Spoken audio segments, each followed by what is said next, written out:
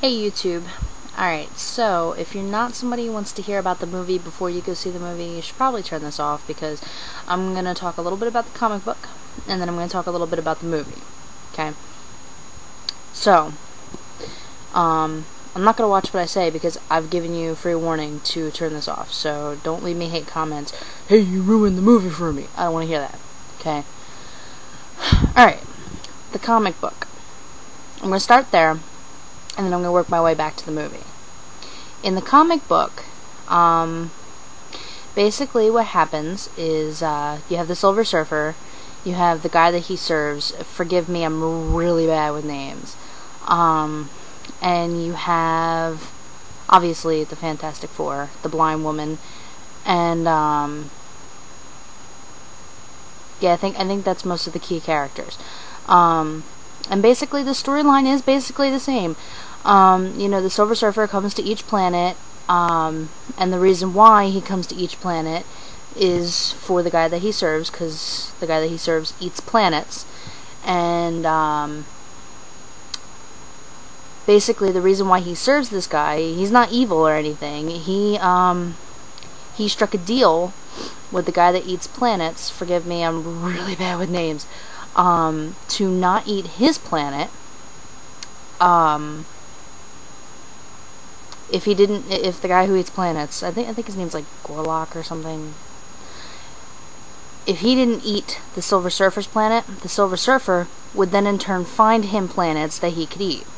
And the reason why the guy who eats planets needs this is because not only does he eat planets, but he needs the energy that the planets create, both organic and thermal, which is us.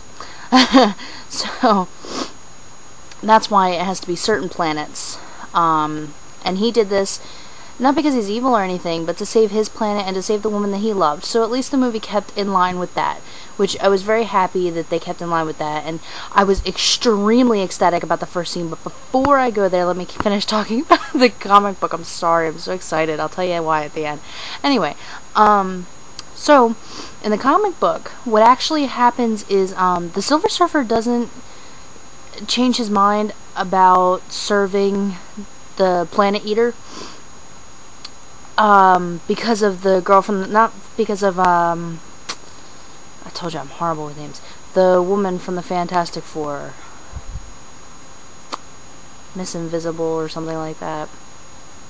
Oh God, there's gonna be so many comic book friends of mine that are gonna go, I hate you for not remembering her name. Forgive me, I'm really bad with names. Anyway, the reason why the Silver Surfer changes his mind is because of the Blind Woman. The Blind Woman actually talks him into not serving the Planet Eater anymore. And I'm not going to really go into how she goes about that because I'll be pulling out the comic book and reading in lines, so I'm not going to go there. But basically, what happens is the Silver Surfer tells him, I'm not going to serve you anymore, and he becomes bound to Earth. The Planet Eater doesn't die. And he goes on and eats other planets.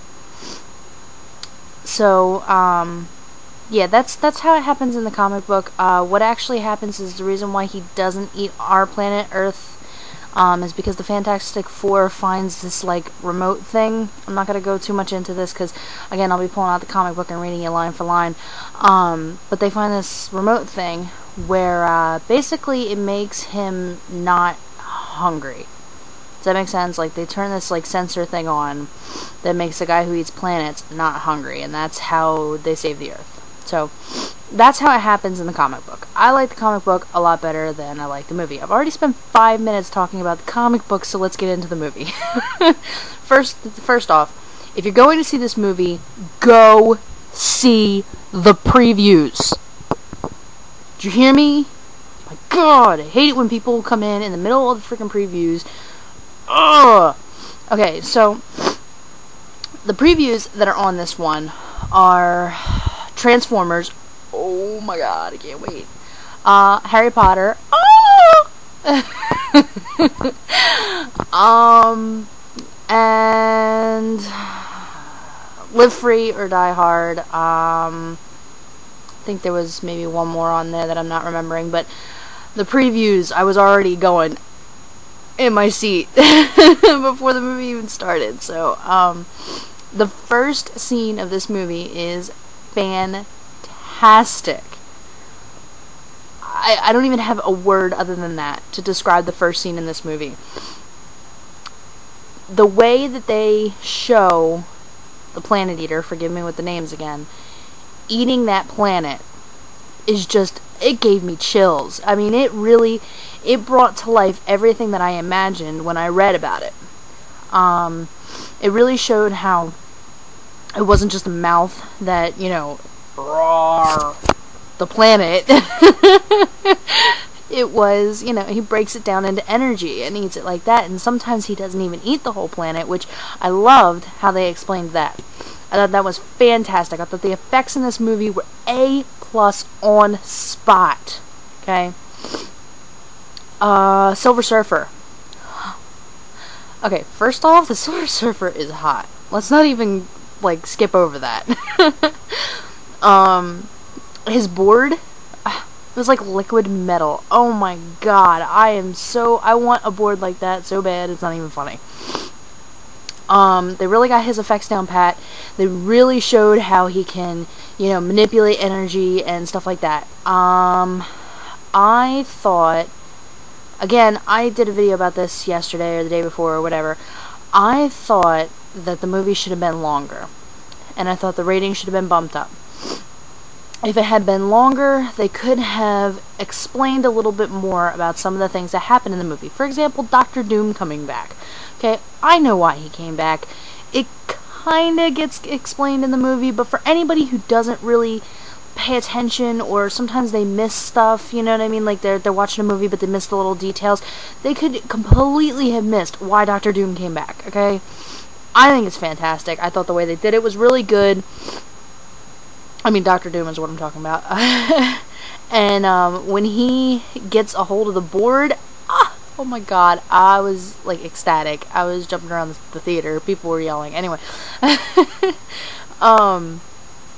So, what else did I want to touch on? I think that it should have been longer. I think it would have made for a little bit better entertainment if they had had time to explain some stuff, but I guess they were shooting for a different crowd this time, but whatever. Anyway, my beef with this movie is the end of the movie. Hence the reason why I talked about the comic book. The end of the movie, they show Silver Surfer. I mean, I can forgive them for having the Silver Surfer change his mind about destroying the Earth because of the Invisible Woman. I can forgive that. However, what I cannot forgive is they made it look as though, now again, turn it off if you don't want to hear about the end of the movie. Don't say I didn't warn you. What I didn't like is that at the end of the movie, they show basically the Silver Surfer going against his boss in a final battle. That doesn't happen. And they make it appear as though the Silver Surfer killed the guy who eats planets. No. There's no way that you can fight somebody who's gonna eat planets. So, I was a little upset with that. I guess it's forgivable because after the movie ended, when everybody was already getting up and running out because nobody watches the frickin' credits, they showed a little scene where the surfer is floating in midair, like he didn't die. I guess that kinda redeems it, but it doesn't explain it enough for everyone to get it. I just think they rushed it. I think they really tried to get too much in such a short span of time. Okay, I'm really going over my time here real quick, so I'm just going to sum this up in one quick little thing. I think it was good. I'm not going to give it a grade because I'm just not going to. I think it's worth seeing, and I hope you all go and see it. Alright, have a good one. Bye.